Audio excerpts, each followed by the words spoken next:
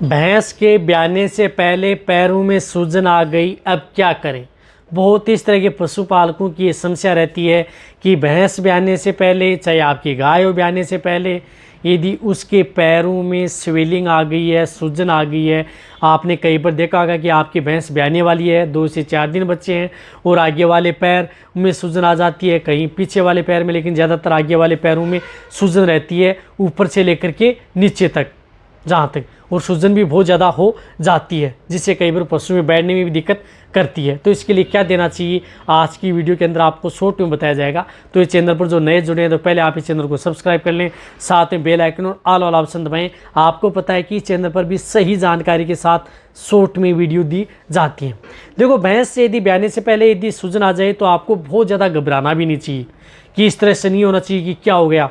और कई बार इस तरह की दिक्कत होती है, कई बार क्या होता है कि पशु जब ब्याने वाला होता है तो उस स्थिति में पशुओं के पैरों में सूजन आ जाती है।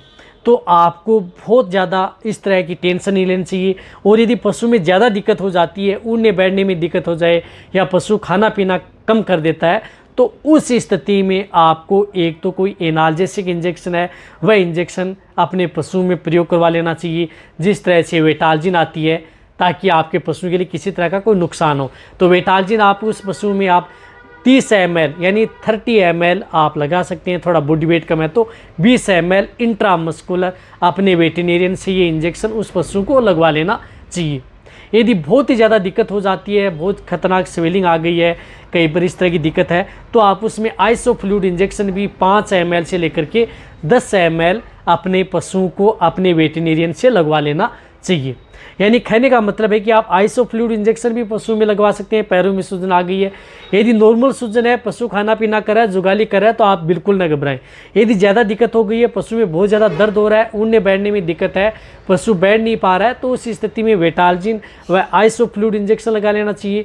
लेकिन कई बार इस तरह की स्थिति हो जाती है कि वहाँ पर पशुओं में ऐसा लग रहा है कि आगे वाले हिस्से में सूजन इस तरह की होती है कि जिस तरह से उसमें पानी सा भर गया है, तो उस स्थिति में आप फ्यूसिमाइड साल्ट का जो इंजेक्शन आता है, जिस तरह से रिमोट वेट आता है, इस इंजेक्शन का प्रयोग पशुओं में आप करवा सकते हैं 10 ml इंट्रामस्कुलर। यदि आपको लग रहा है कि बहुत ज़्यादा इस तरह की एडिमा वाली शिकायत पशु में सूजन आ जाए तब, अन्यथा आपको इस इंजेक्शन का प्रयोग नहीं करना है। इस बात का भी आपको ध्यान रखना है। वह 2 इंजेक्शन यदि आप प्रयोग कर सकते हैं यदि पशु में यदि इस तरह की दिक्कत आ जाए।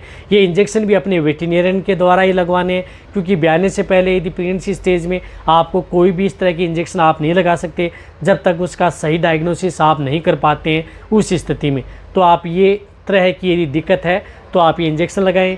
और कई बार जो ब्याने से पहले पशु में बहुत इस तरह के पशु होते हैं जिनमें थोड़ी बहुत स्वेलिंग आ जाती है, तो उनसे आपको बिल्कुल नहीं घबराना चाहिए। पशु पहले की तरह यदि आपको लग रहा है कि स्वस्थ है, खाना पीना कर रहा है, सिर्फ स्वेलिंग है, तो आपको कोई दिक्कत नहीं है। जैसे पशु की डिलीवरी होगी उसके बाद में पशुओं की जो पैरों की सूजन है वो चली जाएगी। बहुत ये नेचुरल होता है, लेकिन दिक्कत है तभी आपको ये प्रयोग करना है। तो ये वीडियो जितना हो सकता है पशुपालक या वेटरनरी है उनके साथ शेयर करें। इसी तरह की आपको शॉर्ट में वीडियो इस चैनल पर ऐसे ही मिलती रहेंगी। इसी तरह से आप मेरी वीडियो देखते रहें। थैंक्स, धन्यवाद।